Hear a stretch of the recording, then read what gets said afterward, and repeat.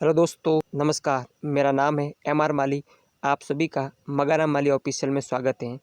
आज हम मौद्रिक नीति समिति के बारे में डिस्कस करेंगे और मौद्रिक नीति समिति के बारे में डिस्कस करने से पहले हम कुछ उन बिंदुओं के बारे में देख लेते हैं कि इसमें एग्ज़ाम के पॉइंट ऑफ व्यू से ज़्यादा कौन कौन सी इंपॉर्टेंट हैं। और आप इस मौद्रिक नीति समिति वाले इस वीडियो को यदि आप कंप्लीट देख लेते हैं तो यूपीएससी में जो एक मौद्रिक नीति समिति के बारे में प्रश्न पूछा है उस प्रश्न का आंसर आप इजीली कर पाएंगे यदि इस वीडियो को पूरा देखेंगे तो, अन्यथा आप नहीं कर पाएंगे क्योंकि उसमें जो दिया हुआ है कि उसके जो अध्यक्ष वित्त मंत्री होते हैं उसमें 12 मेंबर होते हैं। तो ये सब इसको उन सभी बिंदुओं को इस टॉपिक में मैंने कवर किया है, तो आप इस वीडियो को पूरा देखें। और साथ ही मैं इसको कैसे याद करना है तो उसके बारे में भी बताऊंगा कि इसको इस तरीके से आप याद रखेंगे तो लंबे समय तक आप याद भी रख पाएंगे और आप इजीली जो है समझ भी पाएंगे। तो सबसे पहले हम देखते हैं कि जो मौद्रिक नीति है उस मौद्रिक नीति का जो गठन है वो कब किया गया है। तो आपको केवल इतना सा ध्यान रखना पड़ेगा कि जो मौद्रिक नीति जो समिति उसका जो गठन है वो आरबीआई अधिनियम 1934 है। उसकी जो धारा 45 जो जेडबी उसके तहत इसका गठन किया गया है। तो आपको केवल इतना ध्यान रखना है कि जो आरबीआई अधिनियम 1934 है तो 34 की जो धारा 45 जो जेडबी के तहत इसका गठन किया गया है। तो आप देखेंगे तो 34 में देखेंगे तो जो सीआर आया है 34 में आप देखेंगे सीआर आया है तो सीआर से हो जाएगा सीआर और सीआर 3 ज़्यादा 5 तो 45 हो जाएगा। तो 45 और जेड भी तो आप इजीली इस तरह से ध्यान रख पाएंगे। तो केवल आपको इतना ध्यान रखना पड़ेगा कि जो आरबीआई अधिनियम 1934 है उस 34 में जो सीआर आया है तो सीआर तो एक सीआर लिख दो और एक सीआर से एक ज़्यादा 5 लिख दो तो हो गया 45। तो आरबीआई अधिनियम 1934 उसकी जो धारा 45 जेड बी के तहत इसका गठन किया गया। फिर उसके बाद में जो है कि इसका जो गठन है वो कब किया गया है। अगला जो पॉइंट आता है कि भाई इसका जो गठन है वो कब किया गया है। तो इसका जो गठन है वो 2016 में किया गया है और जो उर्जित पटेल जो समिति गठित की गई थी उस उर्जित पटेल समिति की सिफारिश पर इसका जो गठन किया गया है।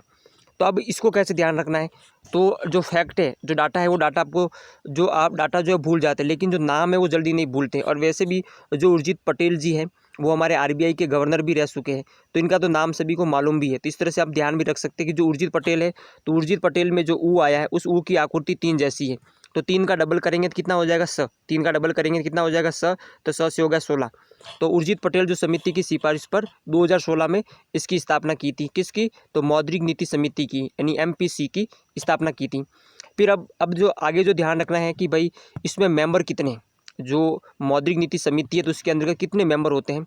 तो मेंबर को ध्यान रखने का भी सिंपल सा तरीका है कि आपको 2016 आपको याद हो गया तो 16 में आप देखेंगे 2016 है उसमें देखेंगे तो 2016 में है तो से 100 मेंबर हो गया, से 100 मेंबर हो गया यानी 2016 में है तो से हो गया, इसमें 100 मेंबर हो गए, 100 सदस्य हो गए। इस सब सदस्यों में से जो आधे जो है 100 का आधा करेंगे तो कितना हो जाएगा 3। तो 3 जो मेंबर है वो किसके होंगे, भारत सरकार के। 3 जो मेंबर होंगे भारत सरकार के और 3 जो सदस्य होंगे वो आरबीआई के होंगे। और इसमें भी जो कौन होंगे आरबीआई के, तो एक तो आरबीआई के गवर्नर, दूसरा आरबीआई के जो डिप्टी गवर्नर, एक और कोई अन्य जो मेंबर होगा जो आरबीआई से होगा। तो ये दो तो ये हो गया, एक अन्य मेंबर होगा। तो टोटल कितने हैं, तो 2016 में 100 आया तो 100 से हो गया 100 मेंबर है, 100 का आप आधा करेंगे 3 तो 3 हो गया भारत सरकार के मेंबर और 3 हो गए आरबीआई के जो मेंबर होंगे। फिर भारत सरकार के जो 3 मेंबर हैं तो 3 में 3 मेंबर 3 थी एक ज़्यादा, भारत सरकार के कितने मेंबर 3 तो 3 थी एक ज़्यादा यानी सीआर। 3 थी एक ज़्यादा करेंगे तो कितना हो जाएगा, 3 से एक ज़्यादा करेंगे तो हो जाएगा सीआर। तो सीआर से हो गया, इसमें सीआर मेंबर है। तो भारत सरकार जो सीआर साल के लिए इनको जो नियुक्त करती है तो इसमें जो हमने देखा कि 3 जो भारत सरकार के मेंबर है तो 3 थी एक ज़्यादा करेंगे कितना हो जाएगा, 3 थी एक हो जाएगा ज़्यादा सीआर। तो सीआर इसके मेंबर होते हैं, सीआर क्या होते हैं, मेंबर होते हैं। अब इसी सीआर के आधार पर आपको बहुत सारी जो चीज़ें ध्यान रखनी है कि जो 3 तो 3 थी एक ज़्यादा सीआर, इन 4 साल तक उनका कार्यकाल होता है। फिर इसी जो सीआर से आप ध्यान रखना है कि जो इसकी जो गणपूर्ति यहाँ पर देखा नहीं कोरम है या फिर जो गणपूर्ति, कोरम या गणपूर्ति करने का मतलब है कि कोई भी जो डिस्कशन शुरू करने से पहले या किसी मुद्दे पर डिस्कशन या फिर जो डिसीजन लेने से पहले उसमें जो सीआर सदस्य होना उसमें अनिवार्य है, तभी कोई जो मुद्दा है वो डिस्कशन में लाया जाएगा। तो इसी सीआर से आप ध्यान रखेंगे कि इसकी जो कोरम है या इसका जो गणपूर्ति उसके लिए जो 4 मेंबर अनिवार्य है, कितने 4 मेंबर जो अनिवार्य है। और इसी सीआर से आप ध्यान रखेंगे कि जो एक साल में इसी सीआर से आप ध्यान रखेंगे कि जो एक साल में जो है इसकी जो सीआर जो बैठक होना अनिवार्य है, सीआर जो बैठक है वो होना अनिवार्य। किसके आधार पर रखेंगे, उसी सीआर के आधार पर आप ध्यान रखेंगे कि जो एक साल में जो सीआर जो बैठक होना अनिवार्य है। एक हो गया। फिर उसके बाद में अगला जो पॉइंट आता है यहाँ पर कि भाई जो सीआर जो है CR जो सदस्य वो गणपूर्ति के लिए आवश्यक है, और मान लो कि CR जो सदस्य गणपूर्ति के आवश्यक है, और यदि जो इसमें 3 और 3 स हो गए, 3 और जो स मेंबर हो गए, और मान लो कि जो निर्णय नहीं हो रहा है, यानी किसी मुद्दे पर जो है सदस्य अड़ गए, तो फिर इस ऐसी स्थिति में जो निर्णायक जो मत देने का जो अधिकार है वो किसके पास में होगा? तो हमारे जो गवर्नर साहब है उनके पास में होगा। जो इसकी जो अध्यक्षता कौन करेंगे? या तो गवर्नर करेंगे या डिप्टी गवर्नर करेंगे। तो डिप्टी गवर्नर या गवर्नर जो है उनको जो निर्णायक मत देने का अधिकार होगा। और एक बात ये ध्यान रखना कि भाई जो मौद्रिक नीति जो समिति है वो बैंक जो दर है या जो CRR है, इस तरह की जो बैंक दर है उनकी कमी या ज़्यादा करने की जो घोषणा करता है। तो इस तरह के जो निर्णय दिए जाते हैं तो वो निर्णय क्या बाध्यकारी होंगे या नॉन बाध्यकारी यानी परामर्शदात्री होंगे? तो सिंपल सा पॉइंट है कि भाई ये बैंक की जो ब्याज दरों के निर्धारण से संबंधित है, तो इस तरह के जो निर्णय वो बाध्यकारी होंगे, यानी जो बैंकों को जो है मान्य होंगे, तो बाध्यकारी होंगे। तो सिंपल सा पॉइंट है, सिंपल सा जो पॉइंट है कि इसको जो ध्यान रखने के लिए जो सिंपल सा जो पॉइंट है कि इसको ध्यान कैसे रख सकते हैं? आपको ध्यान रखना केवल कि जो RBI का जो RBI जो अधिनियम है 1937, तो 1937 में जो आया CR, 1937 में जो आया CR, तो CR तो ये CR लिख दो, और उसके बाद में CR देख ज़्यादा नहीं 5, फिर उसके बाद में लिख दो 5 है, तो 5 की आकृति भी देखे जाए तो Z जैसी है, तो इस तरह से आप ZB। तो RBI अधिनियम 1937 और उसकी जो धारा 45 ZB के तहत मौद्रिक नीति समिति का गठन किया गया है। और कब किया गया है? तो आप देख कब किया गया है, तो इसमें कब किया गया है?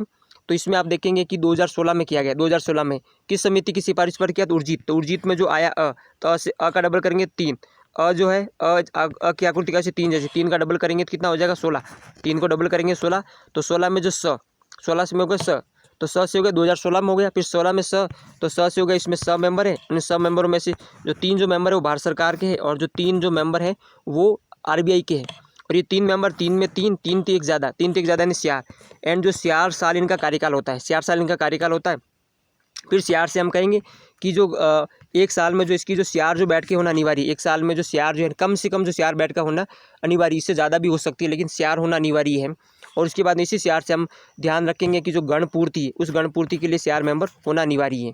फिर उसके बाद में जो ये समिति है, इस समिति के द्वारा जो निर्णय दिए जाएंगे वो इम्पोर्टेंट निर्णय होंगे, और इम्पोर्टेंट निर्णय होने के कारण ये जो निर्णय हैं वो बाध्यकारी होंगे, बैंकों को मान्य होंगे। इसके अलावा यदि मत बराबर हो जाता है, किसी मुद्दे पर जो सदस्य कोई फाइनल निर्णय नहीं ले पाते, तो ऐसी स्थिति में जो है निर्णायक मत देने का अधिकार किसके पास होगा? गवर्नर के या फिर जो डिप्टी गवर्नर उनके पास में होगा। फिर उनके कार्य देखें कि जो समिति क्या कार्य करती है। तो समिति के जो कार्य है, समिति के जो कार्य क्या है, तो जो नगद आरक्षित जो अनुपात हैं, इसके अलावा जो सांविधिक जो तरलता अनुपात है, रेपो रेट है, इसके अलावा जो बैंक दर है, तो उनकी जो या तो कमी करना उसमें, या तो उसमें जो है कमी करना, या फिर उसमें जो है वृद्धि करने संबंधी जो है घोषणाएं करती है। तो इस प्रकार ये जो मौद्रिक नीति जो समिति वाला जो टॉपिक है वो ख़त्म होता है। और यदि ये जो पढ़ाने का जो तरीका है और ये समझाने का जो तरीका है वो अच्छा लगा, और इस तरह की जो वीडियो है उनकी जो नोटिफिकेशन आपको सबसे पहले मिले, तो चैनल को सब्सक्राइब कर देना ताकि जो इस तरह की जो इम्पोर्टेंट जो वीडियो मैं समय समय पर लाता रहता हूँ, जिसकी जो है नोटिफिकेशन आपको मिल सके। जय हिंद।